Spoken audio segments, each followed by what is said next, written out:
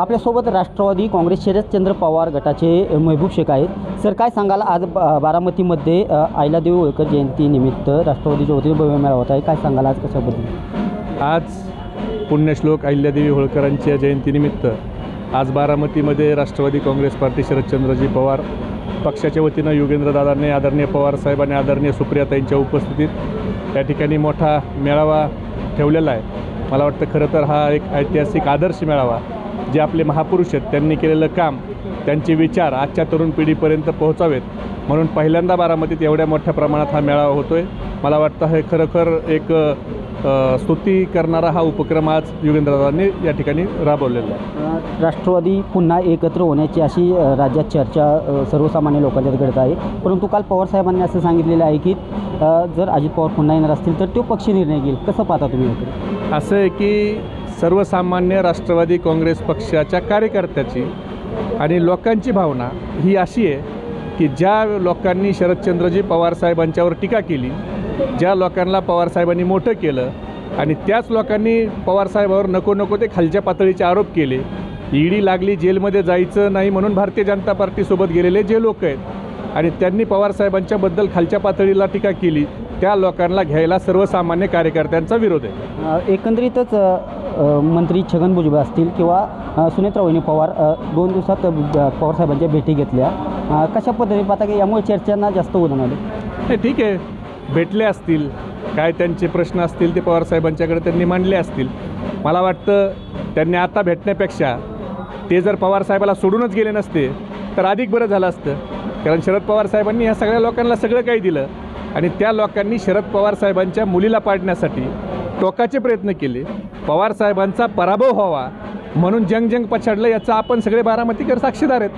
त्यामुळं पवारसाहेबांना कुणीही भेटू शकतं. पवारसाहेब हे देशाचे नेते आहेत आणि देशाच्या राजकारणाचा केंद्रबिंदू हे शरद पवारसाहेब आहेत. त्यामुळं सर्वपक्षीय लोक शरद पवारसाहेबाला भेटतात, त्यांचं मार्गदर्शन घेतात. बारामतीत येऊन नरेंद्र मोदींनी सांगितलं होतं की पवारसाहेबाच्या करमुळीला धरून मी राजकारणात आलो, ते माझे गुरु आहेत. पण दुर्दैवानं इथल्या लोकांना मोदी मोठे वाटले पण शरद पवारसाहेब छोटे वाटले, याचं वाईट वाटतं. सकाळचा एक सर्वे आलेला आहे, त्यामध्ये महाविकास आघाडी राज्यात पुन्हा सत्तेवरती असं दाखवणार आहे, परंतु येणाऱ्या काळात महाविकास आघाडीला पोषक वातावरण असं सर्व सर्वे दाखवतात. येणाऱ्या काळात महाविकास आघाडीत 3 पक्षांचं बंडाची शक्यता, असं कसं पाहता या गोष्टीकडे? असं आहे की शरद पवारसाहेब हे असं रसायन आहे, ते 3 काय 30 पक्षाला देखील एकत्र ठेवू शकतात. आज इंडिया आघाडीतला महत्त्वाचा धागा हे शरद पवारसाहेब आहे. सर्व पक्षाला देश पातळीवर देखील एकत्र पवारसाहेब ठेवू शकतात. त्यामुळं इथं उद्धवसाहेब असतील, पवारसाहेब असतील किंवा काँग्रेसचे नेते असतील, ही महाविकास आघाडी शरद पवारसाहेब व्यवस्थित ठेवतील आणि ही महाविकास आघाडी ऐतिहासिक विजय या विधानसभेच्या निवडणुकीत करेल. कारण जे पक्ष चोरलेत, जे पक्ष फोडलेत, हे सर्वसामान्य माणसाला त्या ठिकाणी पटलेलं नाही. सर्वसामान्य मतदार हे सगळं बघत असतो आणि तो आत्ता जरी काही बोलला नाही तर तो मतदानारूपी त्याचं मत त्या ठिकाणी मांडत असतो. लोकसभेत मांडलं याच्यापेक्षा जास्त ताकदीनं विधानसभेत मतदार राजा आपलं मत मांडेल. 4 दिवसांपूर्वी बारामतीमध्ये राष्ट्रवादी काँग्रेस अजित पवार गटाचा मेळावा झाला. त्याच्या 2 दिवस अशी संपूर्ण राज्यात चर्चा चालली होती की एक जनहिताची घोषणा होईल, परंतु त्या सभेमध्ये अर्थसंकल्पात ज्या घोषणा झाल्या त्याच सांगण्यात आल्या.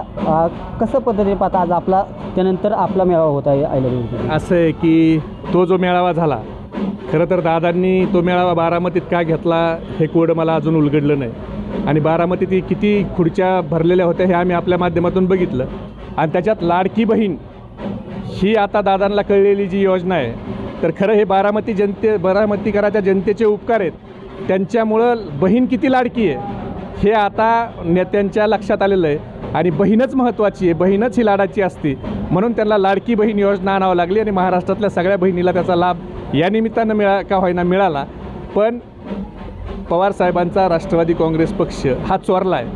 हे तुम्ही काही जरी केलं तर ही जे तुमच्यावर लागलेला डाग आहे तो डाग कधीही पुसू शकणार नाही की तुम्ही शरद पवारसाहेबांनी जो रोपटं लावलं त्याचं वटवृक्ष केला आणि ते वटवृक्ष तुम्ही शरद पवारसाहेबांकडून अदृश्य शक्तीच्या साहाय्यानं चोरून घेतला.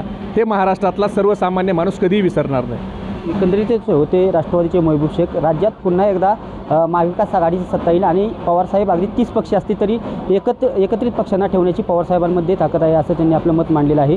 दीपक कापरे, TV9 मराठी, बारामती.